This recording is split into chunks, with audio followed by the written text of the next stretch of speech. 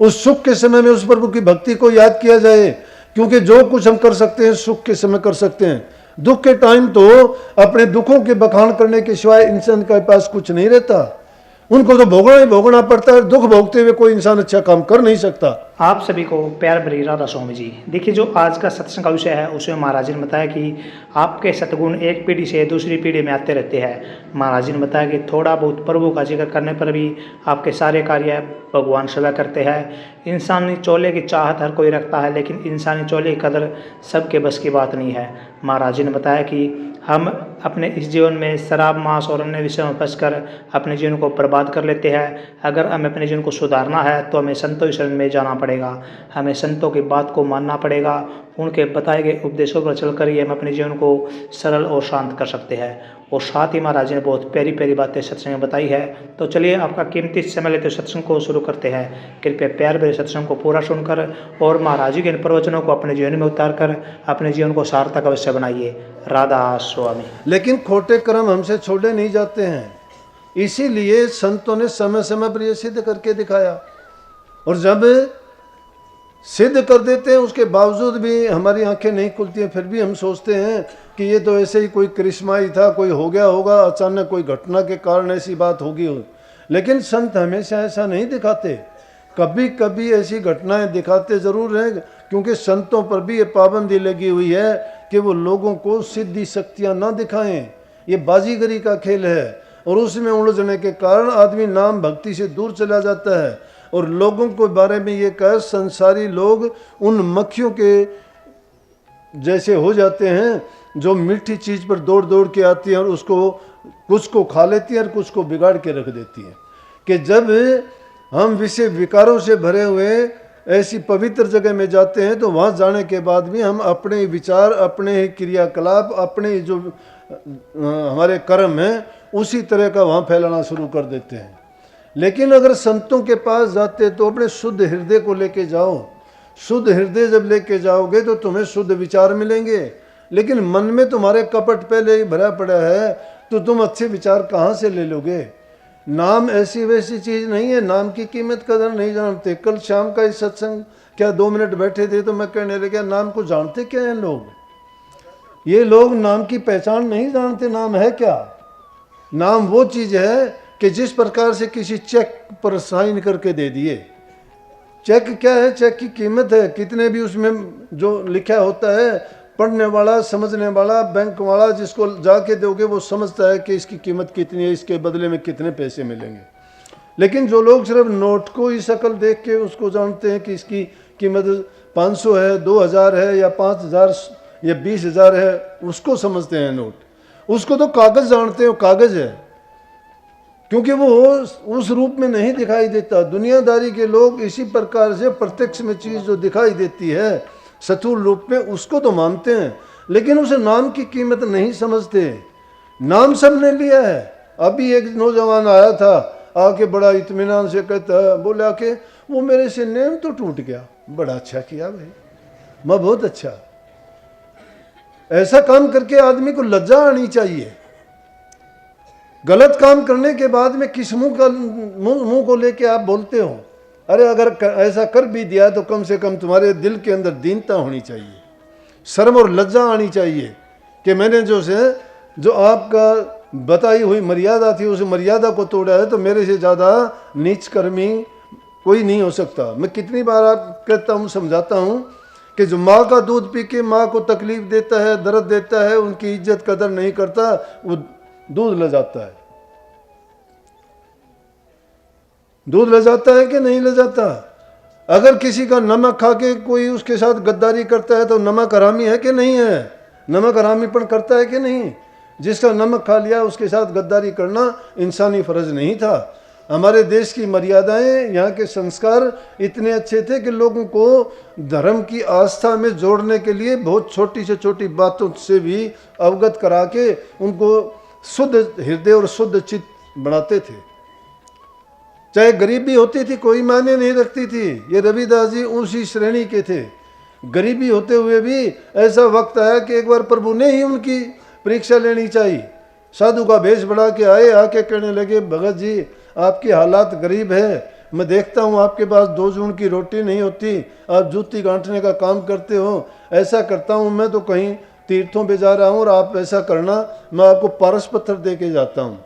इस पारस पत्थर में ये गुण है कि लो इसे छू दोगे सोना ही सोना हो जाएगा, और जब तक मैं आऊँ तब तक आप ये इससे सोना बना के अपना घर मकान बना लेना, खाने पीने के सामान जुटा लेना, सारा सामान जो भी आप चाहोगे इससे कितना भी कुछ भी कर लेना, आपके पास बहुत कुछ हो जाएगा। रविदास जी क्या करते हैं, बोले कि क्या काम आएगी ये, बोले लो एक सोना बना देती है, दिखाऊं।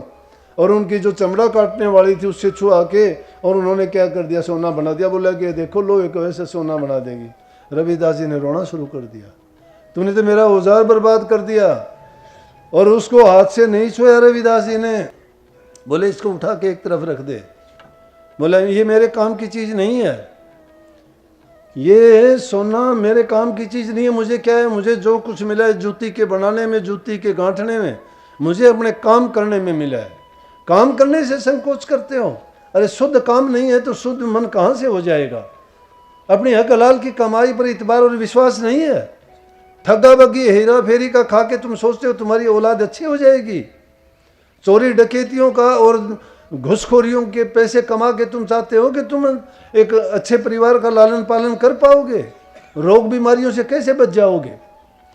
ये ऐसे हैं, वो सब रोग भरे हुए हैं। इसलिए आदमी अपनी 20 नुओं की जो कमाई करता है और उस कमाई से शुद्ध अन्न खा के, बल्कि उस शुद्ध अन्न को किसी को दोगे, उसके भी विचार एकदम बदल जाएंगे। हर चीज में उसके गुण और अवगुण छिपे होते हैं। जो सही रास्ते से चीज कमाई जाती है उसमें उस इंसान के अच्छे गुण छिपे हैं, और जो एक बुरे तरीके से आती है उसमें बुरे गुण होते हैं, बुरे लक्षण होते हैं, और वो बुराई की ओर ही धकेल दे, बर्बाद कर देते हैं। रविदास जी कहने लगे मेरे काम नहीं है, इसको ले जा, मुझे जो कुछ मिला है इनसे मिला है।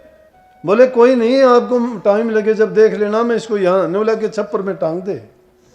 टूटी टपरी थी उसकी छप्पर में बांध के चला गया, और कुछ दिन के बाद में जब वापिस आया तो हालात देखी, वही टूटी टपरी, वही सब कुछ। बोला कि पारस पत्थर कहाँ है, बोले आपने कहाँ रखा था, बोले आपने इसमें रखवाया था छपरी में। बोला वहीं ढूंढ ले, वहीं होगा, मैंने नहीं देखा, जिस दिन तूने दिखाया था उसी दिन देखा था। तो क्या देखता है, धूल जमी हुई है, वो उसी में टंगा हुआ है, छपरी में से काट के कहने लगे ले जा। परमात्मा खुद सामने प्रकट होकर कहने लगे कि धन्य रविदास जी आप, मैंने परीक्षा लेने के लिए ऐसे किया था और आप जो है परीक्षा में पूर्ण रूप से सफल हुए हो। इसीलिए हर कदम पर जब आपकी परीक्षा ली गई, कितनी बार आपके सामने ऐसी ऐसी घटनाएं आई और उन घटनाओं में मैंने आपको साथ दिया। उन्होंने चरण पकड़ के कहने लगे कि मैं तो सिर्फ आपके चरणों की धूल हूँ, मुझे कुछ नहीं चाहिए, ना मुझे धन चाहिए, ना मकान चाहिए, ना सोना चाहिए, मुझे सिर्फ आपकी भक्ति चाहिए। और जो मुझे उस भक्ति में शांति मिली है, जिससे मेरा जीवन चला है, बना है, मैं उसी में संतुष्ट हूँ, मुझे इससे ज़्यादा नहीं। संतों ने सब ने कहा, कबीर साहब ने भी यही कहा कि साईं इतना दीजिए जिसमें कुटुंब समा, मैं भी भूखा ना रहूं आया भूखा ना जा। इतना ये लालसा, एक लालच हमें मारता है।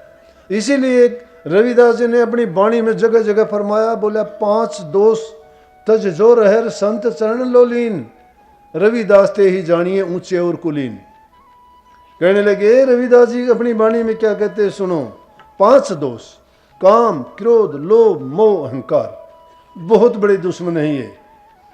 सारा संसार इनमें बया जा रहा है। किसी न किसी रूप में ये बीमारियां सब में व्याप्त हैं। बड़ा प्रचार किया जाता है, बहुत समझाया जाता है, लंबी चौड़ी बातें, इनकी बड़ी परिभाषा दी जाती हैं, और कितना बताया जाता है कि इनमें मत फंसो, लेकिन फिर भी फंसते हैं। रविदास जी ने कहा कि यही चीजें, इनसे जो बच जाता है वो खुद ही पारस बन जाता है। कि 5 दोष तज के जो संतों के चरण लोलीन होता है, जो संतों के वो अपने हृदय में बसा लेता है, उनके चरणों में अपने आप को नतमस्तक कर देता है, जो अपने अहंकार को त्याग देता है और सर्वस्व अपना तन मन धन संतों को अर्पण जो कर देता है, तो संत उसके हो जाते हैं। उन्हीं को ऊंचा और कुलीन मानना चाहिए। कोई बड़े मकानों से, बड़े धन के कारण, बड़े व्यापारों से, उनसे कोई ऊंचा और कुलीन नहीं होता। बल्कि उन्होंने जाति पाति पर कुठाराघात करते हुए, उन्होंने जाति पाति को नहीं माना ना, उन्होंने जाति पाति के बारे में तो बहुत जोर दे के कहा। उन्होंने ये कहा कि रविदास ब्राह्मण ना पूजिए जो हो है गुणहीन, जो गुणहीन है अगर वो ब्राह्मण है तो उसके पांव मत पूछो। तुलसीदास जी ने रामायण में बहुत कुछ लिखा है। वो तो कहते हैं पंडित चाहे चरित्रहीन हो, पंडित चाहे कैसा भी हो, चाहे वो कैसी भी घर में पैदा हुआ हो, चाहे उसके विचार और ख्यालात भी कैसे हों, दान उसी को देना चाहिए। उसी का दान देने से वो फलीभूत होता है, ब्राह्मण को दान देना चाहिए। लेकिन जब रविदास जी ने इतना विरोध सहन किया तो उन्होंने कहने लगा कि रविदास ब्राह्मण ना पूजिए जो हो गुणहीन, कि गुणहीन अगर है और ब्राह्मण के घर में पैदा हुआ है, ब्राह्मण है तो ब्राह्मण नहीं है। ब्राह्मण किस काम का? ब्राह्मण की परिभाषा क्या बताई कि ब्राह्मण सोई जो ब्रह्म पिछाणे, बाहर जांदा भीतर आने, दया जनेऊ घट में राखे, पांचों बसकर झूठ ना बाके, पांचों बसकर झूठ ना बाके, काम क्रोध लोभ मोह अहंकार न होई, शरणदास ब्राह्मण है सोई। ये ब्राह्मण के लक्षण और गुण बताया, ये परिभाषा है ब्राह्मण की। कि सही ब्राह्मण कौन है? सही ब्राह्मण वो है जिसने इन पांचों दोषों को तज दिया और आगे कह दिया पापू जो चंडाल के जो हो गुण प्रवीण, कि किसी नीची जाति में पैदा होने से कोई नीचा नहीं हो जाता, लेकिन उसके पांव पूजो अगर नीची जगह में नीची जाति में पैदा हुआ है लेकिन गुणों से भरपूर है, वो गुण है उसमें। गुण क्या है इंसान में? गुण किसको मानते हो? भक्ति से बढ़ के कोई गुण नहीं होता। जिसके पास भक्ति है, बुद्धि चतुराई, ये गुण नहीं है। ये अच्छी चीज है, काम आती हैं, संसार में इनकी इज्जत मिलती है, मान प्रतिष्ठा बढ़ती है, अच्छी चीज है। लेकिन एक ही चीज में सब आ जाती है, प्रभु की भक्ति में सारे गुण हैं, वो गुण प्रवीण है। चाहे वो किसी भी जाति में पैदा हुए हो। नीची जाति में पैदा होने वालों को क्या भक्ति का अधिकार नहीं था? भक्ति की उन्होंने। उन भक्ति में कोई पाबंदी नहीं है, ना उम्र की है, ना जाति की है, ना किसी ऊंचे वंश की है। जो कोई भी इसको करना चाहे, वो बताई थी कबीर साहब वाली बात कि जो अपने पूरे मन से, पूरी लगन से और सच्चे दिल से जो प्रभु के चरणों से प्यार करता है, उसको हमेशा याद रखता है। मन में, विचारों में, मन वचन और कर्म, तीन प्रकार से ये जीव अगर शुद्ध और पवित्र हो जाता है तो प्रभु की भक्ति इसके मन में हमेशा ही ठाठे मारती रहती है। उनकी हर क्रिया में प्रभु का गुण नजर आता है, उनके बोलने में, उनके काम करने में, उनकी हर क्रिया में जब भी देखोगे तो वो झलक आपको साफ साफ दिखाई देगी। इसलिए ऐसे महापुरुष जिस दिन इस संसार पर, इस धरा में प्रकट हुए, तो उन दिन को हम किस रूप में मनाएं? उनको इस रूप में मनाना चाहिए कि उनकी दी हुई शिक्षाएं आज भी प्रासंगिक हैं। उनकी बताए हुए उपदेश कभी ये पुराने नहीं होंगे। न संत पुराने होते हैं, न उनके उपदेश और शिक्षा पुरानी होती है। जीव चोला बदलता चला जाता है, आते हैं जाते हैं, लेकिन संतों का उपदेश कायम रहता है। ये आज से कितनी 600 साढ़े 600 साल पुरानी बात है, लेकिन आज भी उन चीज़ों को अगर देखोगे तो वो आज भी उतना ही हमें फ़ायदा देते हैं, उतना ही हमें शिक्षा देते हैं और उतना ही हमारे जीवन को और हमें अपने दुर्गुणों को त्यागने के लिए आगाह करते हैं, रास्ता दिखाते हैं। सही रास्ते पे चलाने के लिए संतों का उपदेश जब कभी भी, जितनी बार भी आप देखोगे, सुनोगे या याद करोगे, आपको मन में एक नया विचार, नया ख्यालात देंगे और आपको एक अलग ही तरीके से वो प्रभु की ओर अपने आप खींच लेंगे आपको। लेकिन इंसान के मन में ये लगन होनी चाहिए। जब तक लगन नहीं है तो उसको कोई दूसरा कुछ भी नहीं दे सकता। अगर कोई कहता है तुम्हें गुरु दे देगा, गुरु क्या दे देगा? गुरु जो देता है वो तो जबान से देता है। लेने वाले में अगर सामर्थ्य है तो वो उनसे जबान से जो फरमा दिया उससे वो मालामाल हो जाएगा, सब कुछ लेके जाएगा। उस उपदेश का, उस वचन की कोई कीमत नहीं होती। लेकिन जो उसकी कदर नहीं जानता है तो उनके लिए तो वो चीज़ कोई मायने नहीं रखती है। परंतु वक्त आता है, उन बातों को जब वो उनके साथ घटित होती हैं, उनको समझता है जब उसको ये बात याद आती है कि संतों ने जो बात फरमाई थी वो बिल्कुल सत्य थी, वो मेरे जीवन को संवारने के लिए थी, लेकिन जब सुख होता है तो हम याद नहीं करते, दुख पड़ता है तो फिर हम संतों की ओर भागते हैं, सब चीज़ों को याद कर लेते हैं। परंतु वो दुख आने से पहले ही उस सुख के समय में उस प्रभु की भक्ति को याद किया जाए, क्योंकि जो कुछ हम कर सकते हैं सुख के समय कर सकते हैं। दुख के टाइम तो अपने दुखों के बखान करने के सिवाय इंसान के पास कुछ नहीं रहता, उनको तो भोगना ही भोगना पड़ता है। दुख भोगते हुए कोई इंसान अच्छा काम कर नहीं सकता। इसलिए सुख की घड़ी में, सुख के समय में ही भक्ति की जा सकती है। अगर आपके मन में दुख है, शरीर में रोग है, भक्ति नहीं कर सकते। घर में अशांति है, गरीबी है, आप भक्ति नहीं कर सकते। संतों ने कही पहले 2 रोटी का जुगाड़ करो। पेट जो लगाया है इंसान का उसको भरना जरूरी है, और उसके लिए आदमी को अपनी नेक कमाई करनी चाहिए। पहले इंसान को काम करना चाहिए, काम करने के बाद आराम करना चाहिए, और आराम करने के बाद प्रभु का नाम लेना चाहिए। पहले काम, फिर आराम, और फिर उसके बाद राम। राम शुरू में किसी को अच्छा नहीं लगता। अगर पेट भूखा है, उसमें रोटी नहीं है, राम का नाम नहीं लिया जा सकता। राम की अगर नाम की भक्ति करना चाहते हो तो पहले अपना काम करो। समय के अनुसार जो भी प्रभु ने हमें मौज बख्शी है उस मौज में रहना सीखना चाहिए, उसके हुक्म में रहना चाहिए। उसने जो हमारे लिए, उसको तुम तकदीर की लकीर जो कहते हो, भाग्य को तुम दुर्भाग्य में बदल लेते हो। अपने कर्म को तुम कहते हो कि ये मेरे कर्म के कारण है, मेरे भाग्य में मेरा ऐसा था, मेरे नसीब में ऐसा था, मेरी लकीरें ऐसी हैं। इन लकीरों को मिटने वाला, इन भाग्य को बदलने वाला, तुम्हारे बुरे कर्मों से छुटाने वाला प्रभु का नाम ऐसा है कि जो हर घड़ी में, हर हाल में आपको हर प्रकार से पवित्र कर देगा। सत्संग को पूरा सुनने के लिए आपका बहुत बहुत धन्यवाद। हम आशा करते हैं आपने सत्संग को बड़ा ही ध्यान से सुना हुआ। तो जैसे पेरी साध संगत जी आपने सत्संग सुना, महाराज जी ने बताया कि अगर हम गृहस्थ जीवन में सुखी रहना चाहते हैं, हम चाहते हैं हमारे परिवार में सुख शांति आए, तो उसके लिए हमें काम करना अति आवश्यक होता है। हम काम करते हैं, काम करने के बाद थोड़ा आराम करना चाहिए, और उसके बाद भगवान की भक्ति करनी चाहिए। हम भगवान का नाम लेते हैं, हम प्रभु की भक्ति करते हैं, तो वह भक्ति हमारे मन को शांति देती है, जिससे जो हमारा प्यार प्रेम है वो परिवार में बढ़ जाता है। और साथ ही जैसे महाराज जी ने बताया कि संतों की बातों को कभी भी इग्नोर मत कीजिए, उनकी बातों को मानिए, तभी आपके जीवन का कल्याण हो पाएगा।